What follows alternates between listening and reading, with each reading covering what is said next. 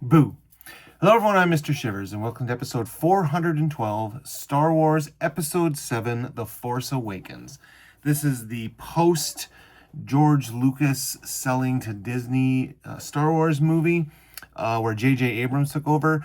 I enjoyed Lost. I enjoy a lot of what J.J. Abrams brought to it. I think he brought a fresh face to Star Trek. And so with Star Wars, I gave some hope with it, and he started off okay. He kept it really safe.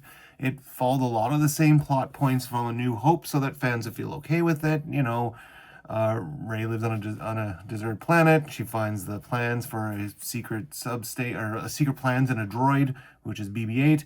And then she gets taken to that planet, got to get rescued. I mean, it followed a lot of the same points of the first one, so it felt comfortable, but it had some cool new ideas. It had John Boyega as Finn, who was a stormtrooper who got a conscience, and I mean, that was a great concept to bring in there. I wish they kept going with it. They did something more with him. I think he was wasted potential by the end of the series.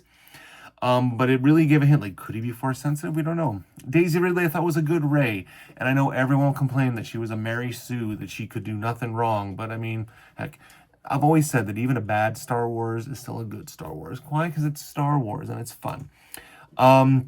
A lot of the original cast is back. Harrison Ford, Mark Hamill, Carrie Fisher. Mark Hamill, we just watched a pitch meeting on the YouTube, and that's the easiest money I think Mark Hamill ever made, because he just stood there on the side of the cliff when Rey showed up at the end and was just like looking at him. Didn't even say a word.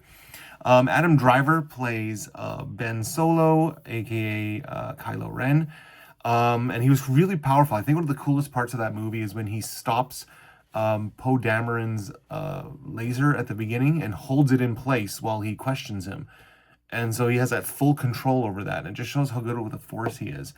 But I do think they had a lot of great seeds planted. I know people could criticize the Force Awakens, but they had a lot of great seeds planted that I think would have continued very well if they did a proper outline and with the entire post-trilogy series.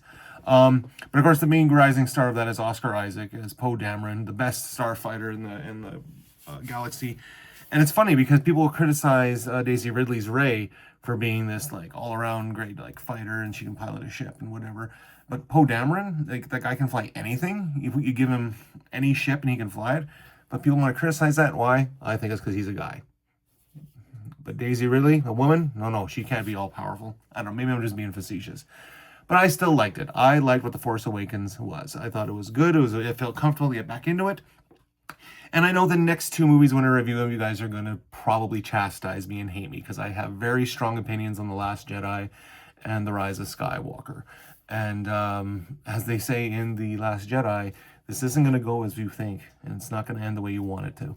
But it's Star Wars. It's fun.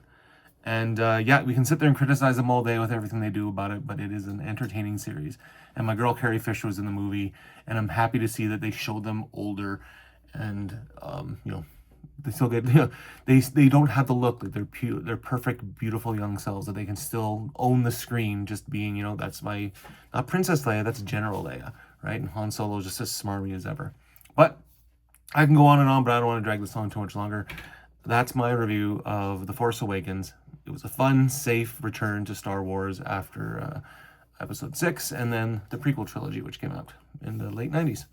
So until next time, Mr. Shivers saying grab yourself some popcorn, sit back, and enjoy the movies. May the Force be with you.